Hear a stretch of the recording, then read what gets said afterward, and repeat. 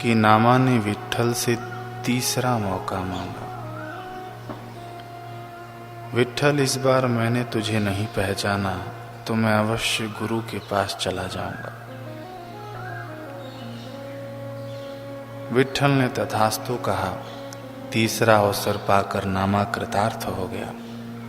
खुशी से उसकी बाछें खिल गईं, लेकिन इस बार वह बेहद सतर्क भी था।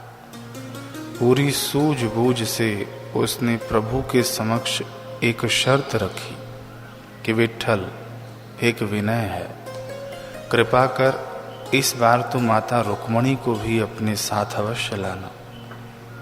दिव्य युगल जोड़ी के दर्शन करके मैं धन्य धन्य हो जाऊंगा। नामा ने चतुराई से पासा फेंका था।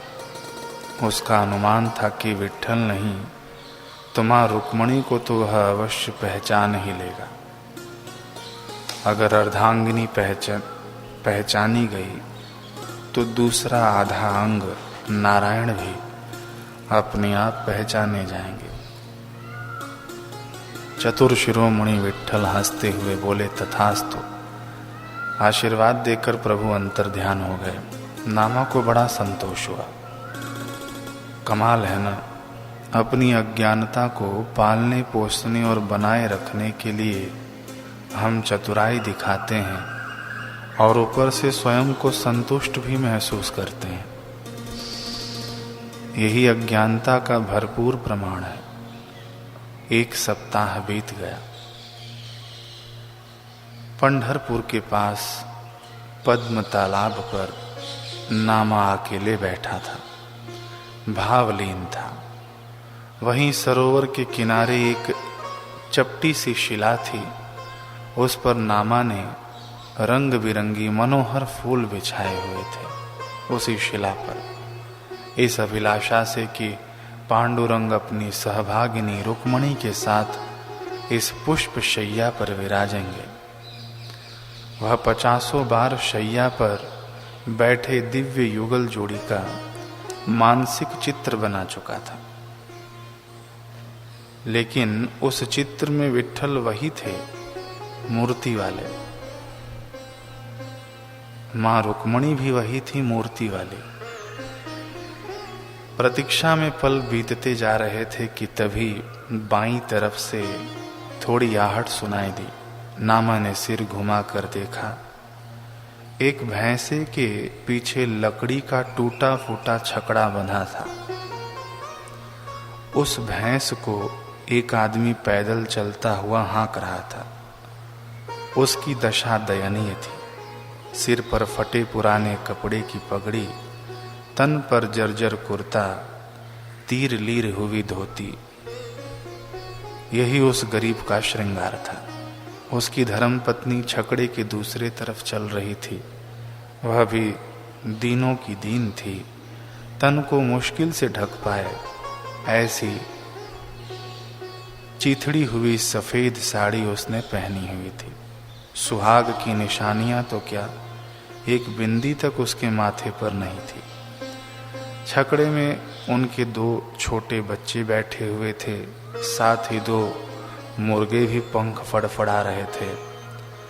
2-3 मैली कुचैली पोटलियां और कुछ बोतलें और बर्तन छकड़े के एक कोने में सिमटे पड़े थे। बस यही उनका पूरा संसार था।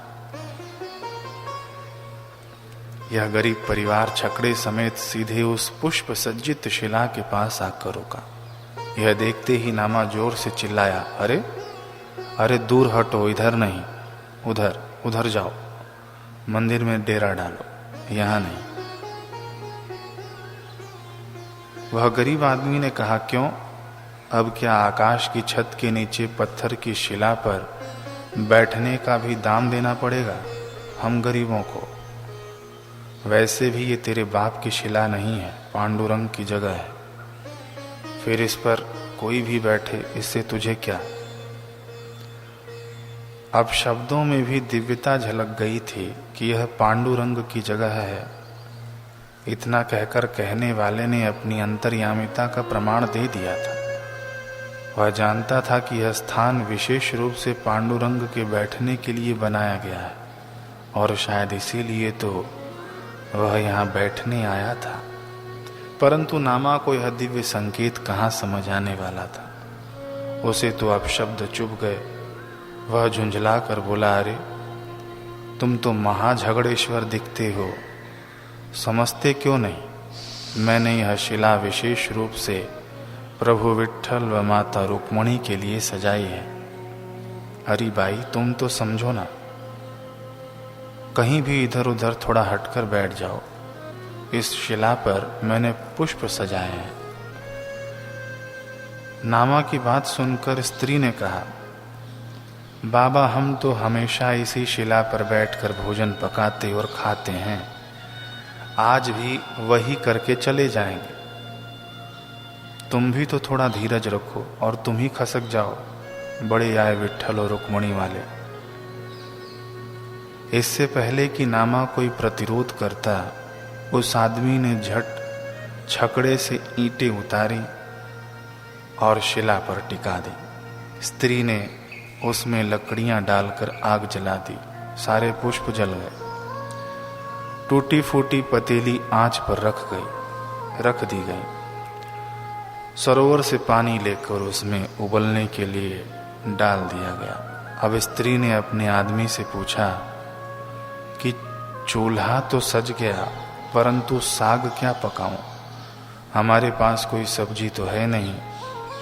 आदमी ने इधर उधर दृष्टि घुमाई और फिर बोला, ऐसा कर कि आज एक मुर्गा काटकर ही पका डाल, उसी को खाकर भूख शांत कर लेंगे। पास बैठा नामा नाक मुंह सिकोड़कर सब देख व सुन रहा था। मुर्गा कटने और पकने की बात होते ही उसका पारा चढ़ गया। मगर इस झगड़ालू दंपत्ति से कौन माथापच्ची करे, यही सोचकर वह चुपचाप बैठा रहा। उसके देखते ही देखते स्त्री ने मुर्गा काटा और पतीली में कच्चे मांस के लोथड़े डाल दिए। पत्नी ने फिर कहा कि देखो ना, पतीली तो आधी भी नहीं भरी, इससे 4 पेट कैसे भरेंगे? पति ने कहा, कोई बात नहीं, एक और मुर्गा भी तो है, उसे भी काट कर डाल दे। पत्नी ने वैसा ही किया। नामा बुरी तरह विचलित हो गया। वह स्थान छोड़कर जाने के लिए उठ खड़ा हुआ कि इतने में पत्नी का व्यथित स्वर फिर उभरा, क्यों जी, देख रहे हो ना, पतीली तो अब भी खाली सी ही दिखाई दे रही है। इतने से भोजन से हमारी भीषण भूख कैसे शांत होगी? कुछ तो सोचो। नामा को थोड़ा खटका हुआ। छोटी सी पतीली और 2-2 मुर्गे, तब भी पतीली भरी नहीं। आखिर चक्कर क्या है? इसी उत्सुकता के कारण नामा तनिक वहीं खड़ा होकर नजारा देखने लगा कि अब ये लोग क्या करते हैं। इस बार पति ने अपनी भैंस को छकड़े से स्वतंत्र किया और पत्नी से बोला, घबराती क्यों है तू? ऐसा कर, यह पूरी की पूरी भैंस काटकर पतीली में डाल दे। आज्ञाकारिणी पत्नी ने कटार उठाई और भैंस का सिर कलम कर दिया। उसके अंग अंग को काट कर वह पतीली में डालने लगी। खून के छींटे कुछ नामा के धोती पर और उस बाई के मुंह पर तो खून ही खून। नामा दृश्य देख देख कर सिहर रहा था। उसकी आत्मा त्राही त्राही कर उठी। ये इंसान है या जल्लाद? हे विट्ठल, ऐसे पशुवत मानवों को तू सद्बुद्धि दे। नामा के भीतर से प्रार्थना निकलने लगी।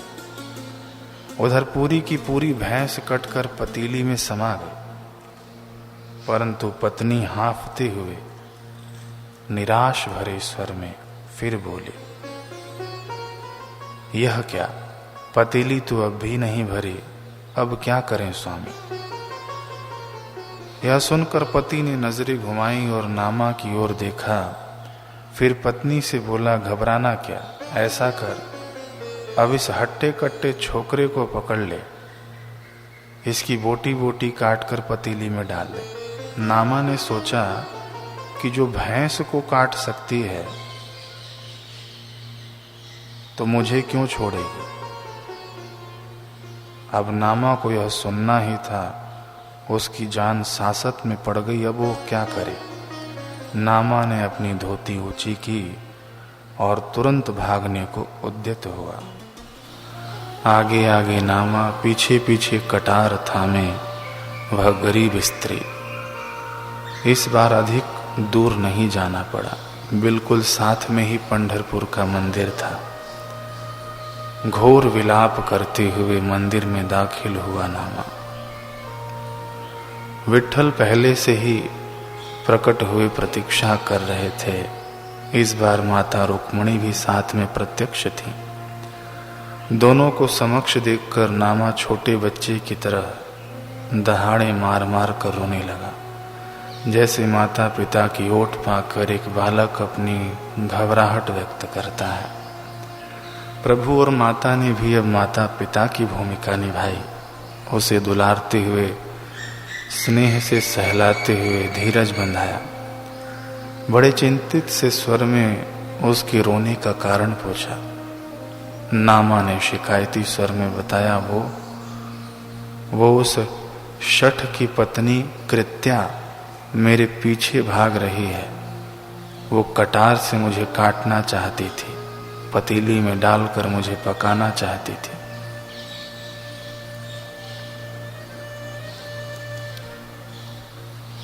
इस बार बालक की शिकायती क्रंदन सुनकर माता पिता व्यथित नहीं हुए, बल्कि जोरों से हंस पड़े।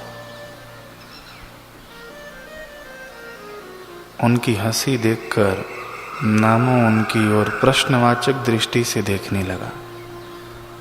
माता रुक्मणी ने हंसते हुए प्रभु से कहा कि देखो न स्वामी, नामा आपको शठ यानी दुष्ट कह रहा है और मुझे कृत्या यानी राक्षसी कह रहा है। प्रभु ने कहा, कोई बात नहीं रुक्मणी, अज्ञानी बालक है, उसके कहे का बुरा नहीं मानते। नामा का मुंह खुला का खुला रह गया। नामा को समझते देर न लगी कि यह प्रभु की ही लीला थी। जैसे ही उसे समझ में आया, वह लज्जा के मारे शर्मसार हो गया। उसकी आंखें नीचे जमीन में माने धसी चले गईं। वह पलकें उठाकर नजरें नहीं मिला पाया। एक पते की बात पर यहाँ विचार करना जरूरी है कि हम सुनते आ रहे हैं कि प्रभु नामा को बार बार भयाक्रांत करते जा रहे हैं। कभी मलंग, कभी पठान, तो कभी गरीब आदमी बनकर उसे सताते हैं, डराते हैं, धमकाते हैं और सहमाते हैं। वो भी इस हद तक कि नामा के प्राण सूख जाते हैं। यह कैसी अजीब प्रीति है। और ये प्रभु ही नहीं करते, गुरु भी यही भूमिका निभाते हैं। कामी जनों को वो आशिक लगते हैं, साधुओं को परम साधु लगते हैं, पहलवानों को साक्षात परम मल्ल लगते हैं। ध्यानियों के लिए ध्यान का केंद्र बन जाते हैं गुरु। जपियों के लिए गुरु साक्षात मंत्र स्वरूप हो जाते हैं। तपस्वियों के लिए तप का आधार बन जाते हैं गुरु। कामी जनों ने आशिक माना, साधु जन किन्हें परनामा। गुरु भी वही परम भूमिका निभाते हैं। ज्ञानियों के लिए साक्षात ब्रह्म है, भक्तों के लिए प्रकट भगवान है। अजीब प्रीत की रीति है।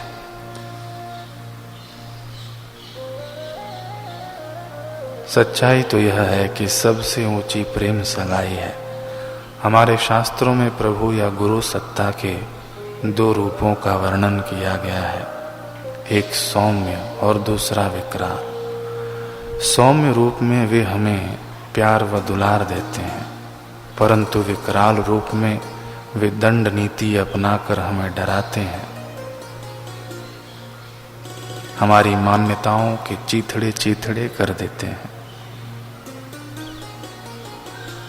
तब तक जब तक कि हम अपने निम्न स्तर से उठकर उनके उच्च स्तर तक पहुंच नहीं जाते, जब तक हम अपनी अज्ञानता के अंधेरे को छोड़कर उनके ज्ञान प्रकाश में प्रवेश नहीं कर जाते, जब तक हम वैसे नहीं बन जाते जैसा वे हमें देखना चाहते हैं, जब तक हम उन्हीं का रूप नहीं हो जाते, तब तक भगवान और भक्त, गुरु और शिष्य के बीच यह संघर्ष चलता ही रहता है। गुरु सदैव तत्परता से लगे ही रहते हैं। मन की जिद की भी एक सीमा होती है, अंततः अज्ञानता को घुटने टेकने ही पड़ते हैं। अगर समर्पण सच्चा है तो एक समय आता है जब मन मोम की तरह पिघल ही जाता है। प्रभु या गुरु का लीला दर्शन रंग लाता है। वे हमें जैसा बनाना चाहते हैं हम बन ही जाते हैं। आज नामा भी वैसा ही बन गया, प्रभु चरणों में झुक गया, बिना किसी शर्त के, बिन शर्ती शरणागति, किंतु परंतु के बिना, किसी द्वंद्व के बिना। जब मन अपने अखड़पन को छोड़कर ऐसा लचीला हो जाता है, तभी तो उसे नया आकार दिया जा सकता है। मोम जैसे नर्म और विनम्र मन को ही गढ़ना संभव है। आज नामा ने भी अपना नर्म और झुका हुआ मन अपने निर्माता विट्ठल को सौंप दिया। प्रभु जैसा कहोगे, जो कहोगे, जब कहोगे मैं करूँगा, मैं अवश्य करूँगा। नामा ने सिर नवाकर और हाथ जोड़कर कहा। अब पात्र प्रसाद पाने को बिल्कुल तैयार था। यही तो समर्पण है। गुरु या प्रभु के प्रति समर्पण हमसे कुछ छीनता या लेता नहीं है, बल्कि हमें कुछ लेने के लिए तैयार कर देता है, हमारी उन्नति के लिए हमें तैयार कर देता है। इसलिए प्रभु ने भी अपना वही सनातन प्रसाद नामा को दिया।